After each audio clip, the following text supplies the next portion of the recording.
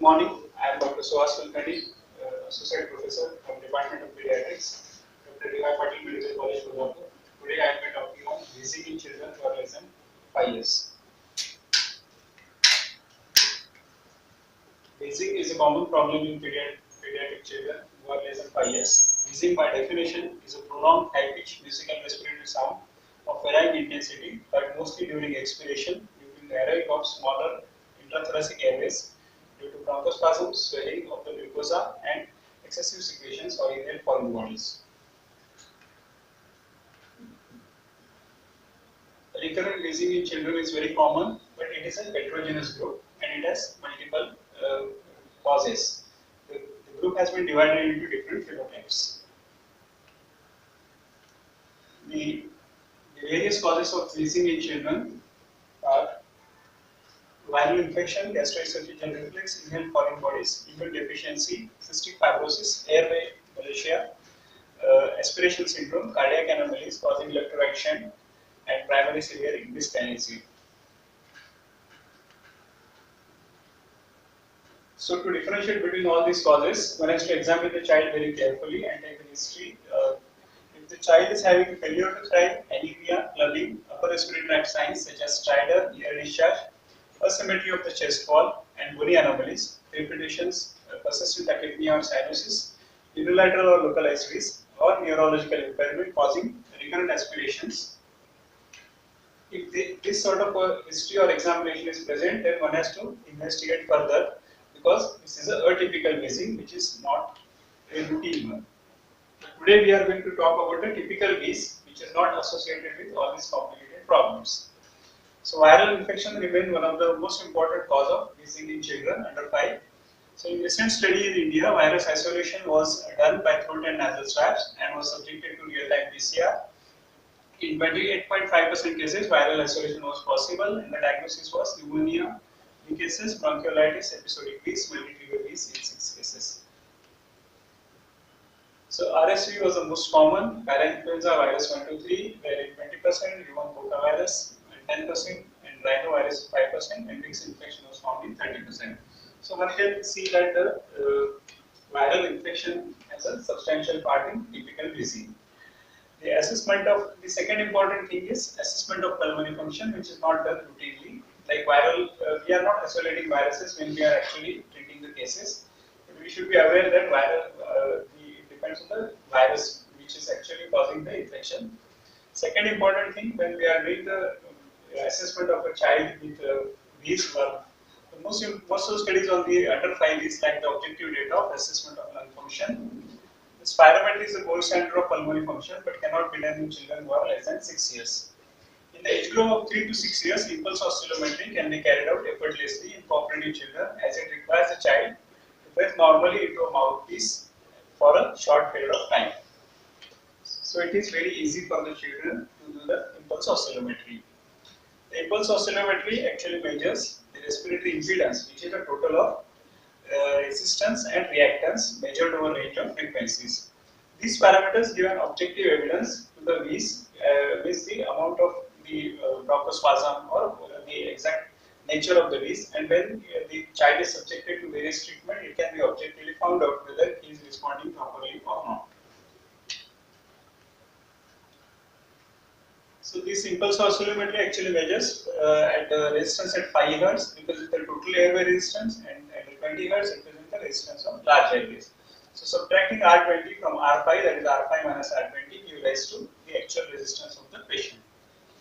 And this indicates the resistance in small airways.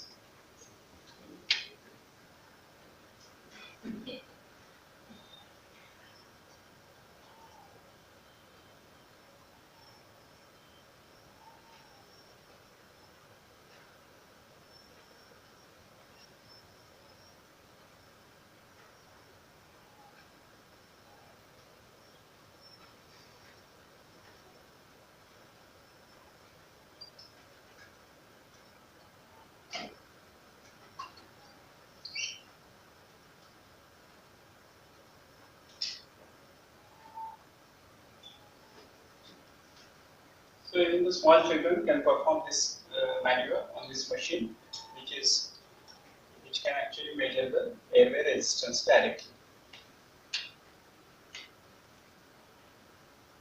So these has been divided into various phenotypes by a landmark paper, which was the study was done at Tucson. It is divided into transient early disease, where there is no family history and reduced lung function at birth and remains low at the age of 6 years. This was thought to be secondary to maternal smoking. The second phenotype is non-atopic persistent wheezers. 20% of the children start wheezing below 3 years of age and continue to wheeze at 6 years of age. They wheeze with viral infections. They do not have bronchial hyperreactivity. So that is a non-atopic wheeze. In atopic persistent wheezers, the 20% only 20% have this problem of the persistent wheezers who are atopic. So they are children who start wheezing under 3 years of age and keep on wheezing up to 6 years of age, and they show hyperreactivity at the age of 6 years, and they have parental history of asthma, eczema or allergic rhinitis and positive skin plaque test to at least one allergen. So if the patient follows this criteria, the management changes. So limitations of phenotype, it requires a prolonged observation, and prognosis of the child cannot be explained, so not of use in clinical practice. This is mainly a research classification. So a different classification was stated by European Respiratory Society, and that is a two phenotype classification.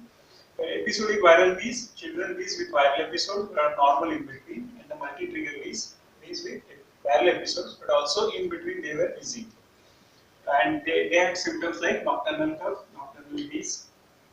So that is a multi-trigger wheeze. Now let us look for the management of virus-induced wheeze. So treatment of acute wheezing episodes, the short-acting beta agonist, they are used. They are inhaled rapidly acting beta given either by face mask, with spacer or by nebulizer are very effective in treatment of wheezing. In children less than 5 years, infant possess beta receptors from birth because there are a few misconceptions that there are no receptors below 6 months, but it is not like that. You can use the beta agonist even in small children. And oral administration of beta agonist can be used, but it can give rise to side effect, and dose is very high. Hence, it is better to use the inhaled beta agonist. The R-albuterol has not been shown to be superior to racemic mixture, so the regular drug can be used. Then the second drug which can be used is ipratropium bromide. The combination of beta-2 agonist and the ipratropium improved clinical scores at 24 hours, but the combination did not result in better treatment response, respiratory or oxygen saturation. Inhaled corticosteroids for acute wheezing episodes. Again, the symptom scores were better, but the actual outcome measures were not very suitable. Adverse effects on height and cortisol levels can occur. So high dose inhaled corticosteroids may be effective in moderately severe wheezing episodes, but not recommended due to effects on growth. Then the maintenance treatment. The episodic viral wheeze, ICS do not reduce for persistent wheezing, so hence it is not recommended. In Montelukast, 4 mg once daily may be used if there are recurrent episodes of viral wheezing. A trial of ICS can be given if with parental history of atopy is there. Then coming to the multi-trigger wheeze, a trial of 3 months of inhaled corticosteroids if there is a classical multi-trigger wheeze with history of atopy and the patient is having sensitization to any of the allergen. So paclitaxel 400 microgram or equivalent may be tried. If there is no improvement, it should be stopped. If good improvement is seen, treatment is withdrawn if the child becomes free of symptoms. But if the symptoms recur after withdrawal, restart the therapy. So in conclusion, preschool wheezing, clinically evaluated to rule out other causes of wheezing. If episodic viral wheezing is present, give beta-2 agonist by inhalation.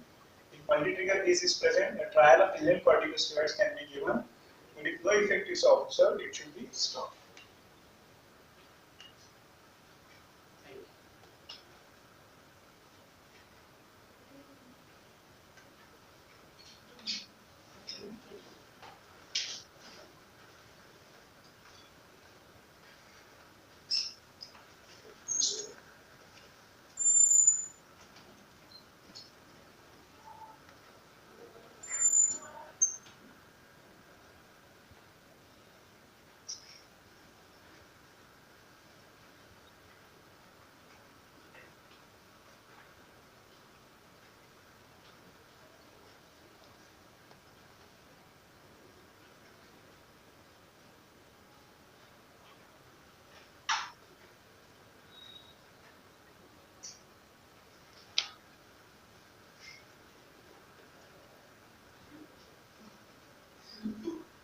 into